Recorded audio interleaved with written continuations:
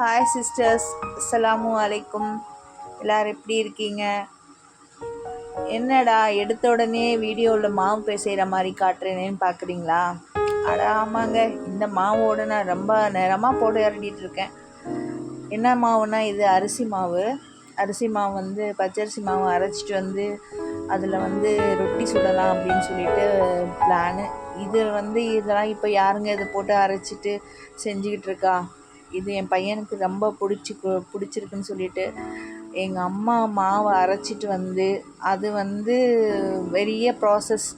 அரைச்சிட்டு வந்து வறுத்து இப்போலாம் அந்த மாதிரிலாம் பண்ணுறது கிடையாது. மோஸ்ட்லி இந்த மாதிரிலாம் இப்போ யாருமே பண்ணுறது கிடையாது. எல்லாருமே வந்து மாடர்ன் வேர்ல்டில் இருக்கும். ஸோ இதெல்லாம் வந்து இப்போது யாருங்க அரைச்சிட்டு பண்ணிக்கிட்டு இருக்கா? அதனால் வந்து எனக்கு இது தெரியாது. அவங்க தான் எடுத்துகிட்டு வந்து மாவு பிசைஞ்சு மட்டும் நான் கொடுத்தேன்.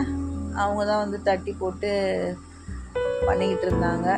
இதுக்கு காம்பினேஷன் பார்த்திங்கன்னா வேர்க்கடலை சட்னி தான் ரொம்ப நல்லாயிருக்கும். வேர்க்கடலை சட்னினா வந்து வேர்க்கடலை நம்ம எப்பவும் போல தேங்காய் சட்னியாக இருக்கும் இல்லையா, அதே மாதிரி தேங்காய் சட்னியோடு வேர்க்கடலையும் போட்டுட்டு வெங்காயம் கொஞ்சம் நிறைய போட்டு ஆட்டிட்டு அதோட தொட்டு சாப்பிட்டோம் அப்படின்னா செம்ம அமிர்தமாக இருக்குங்க. ட்ரை பண்ணி பாருங்கள். யார் யாருக்கெல்லாம் அரிசி ரொட்டி இந்த மாதிரி சாப்பிட்டு இப்போ உங்களுக்கு சாப்பிட்டு இருக்க அனுபவம் யாருக்கும் இருக்கான்னு சொல்லுங்கள். உண்மையிலேயே இந்த ரொட்டி செமையாக இருக்குங்க. எனக்குமே ரொம்ப பிடிக்கும். இதெல்லாம் வந்து இப்போ ரொம்ப செய்கிறது கிடையாது. இடியாப்பம் மாவுக்கு பண்ணுறோம் இல்லையா, அதே மாதிரி தான் இடியாப்பம் மாவில் வந்து கொஞ்சம் தண்ணி ஊற்றி சுடு தண்ணியில் பிசைவாங்க. ஆனால் இதுக்கு எந்த ஒரு ப்ராசஸுமே இல்லை. நம்மளை கனமாக தட்டி சாப்பிட வேண்டியதுதான். Thank you sister.